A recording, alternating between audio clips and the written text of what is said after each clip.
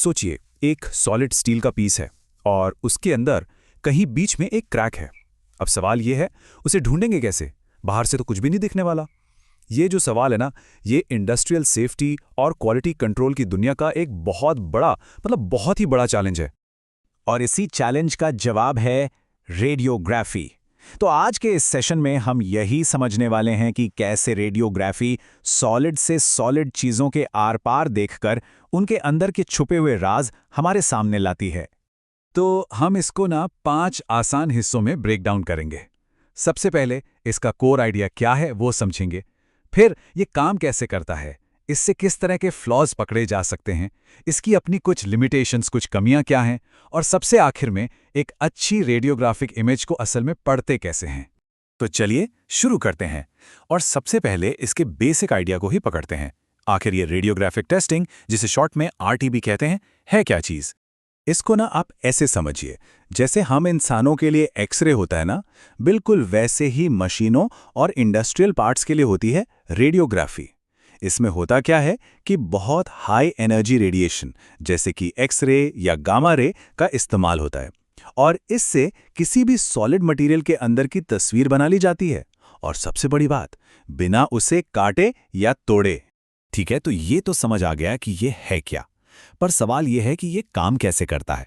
इसका जो प्रिंसिपल है ना, वो बड़ा दिलचस्प है और इसको समझने का सबसे बढ़िया तरीका है एक परछाई यानी एक शैडो की एनालॉजी से।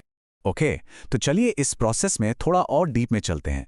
देखिए, सबसे पहले एक रेडिएशन सोर्स, मान लीजिए कोई एक्सरे मशीन है, उसको उस ऑब्जेक्ट पर पॉइंट किया जाता है जिसे हमें टेस्ट करना है, और इस ऑब्जेक्ट को हम टेक्निकली टेस्ट पीस कहते हैं।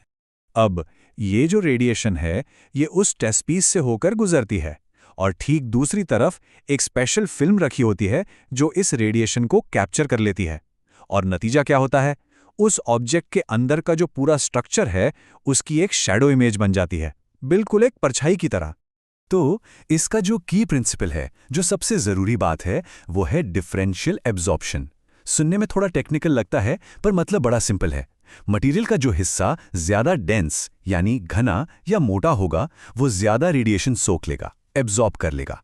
और सोचिए, अगर अंदर कोई फ्लॉ है, जैसे कोई खाली जगह या वॉइड, तो वहां तो रेडिएशन को रोकने के लिए मटेरियल कम है ना?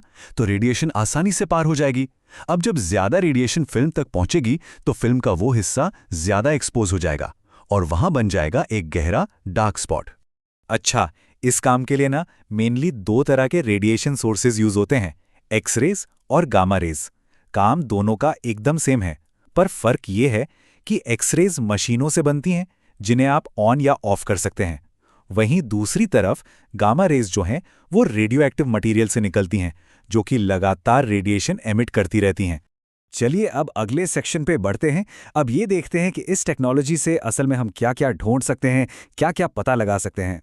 इसका इस्तेमाल बहुत ही क्रिटिकल, मतलब बहुत ज़रूरी जगहों पर होता है, जैसे कि हाई प्रेशर पाइप्स के वेल्ड चेक करने में, या फिर मेटल कास्टिंग्स के अंदर कोई डिफेक्ट तो नहीं रह गया वो देखने में, या सोचिए इलेक्ट्रॉनिक्स में टूटे हुए तारों का पता लगाने में। यहाँ तक कि ये चेक करने के लिए भी कि किसी मशीन में सारे पार्ट सही जगह पर फिट हुए हैं या नहीं। अब देखिए, एक बात समझनी ज़रूरी है कि रेडियोग्राफी हर तरह के फ्लॉ के लिए परफेक्ट नहीं है। इसकी अपनी एक खासियत है, ये वॉल्यूमेट्रिक फ्लॉस को पकड़ने में एक्सपर्ट हैं।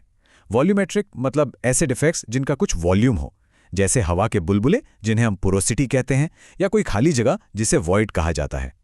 ये देखिए, ये कुछ असली रेडियोग्राफ्स के एग्जाम्पल्स हैं। बाईं तरफ जो आप देख रहे हैं वो एक हॉट टीयर है जो कास्टिंग के टाइम बन जाता है, और दाईं तरफ है गैस पोरोसिटी यानी गैस के बुलबुले। अब अगर आप ध्यान से देखेंगे ना, तो दोनों ही फिल्म पर गहरे डार्क एरियाज की तरह दिख रहे हैं। क्यों? क्योंकि इन जगहों पर मटेरियल कम था।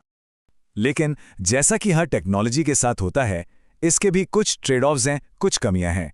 तो चलिए अब जरा इसकी लिमिटेशंस और ऑल्टरनेटिव्स पर भी एक नज़र डाल लेते हैं।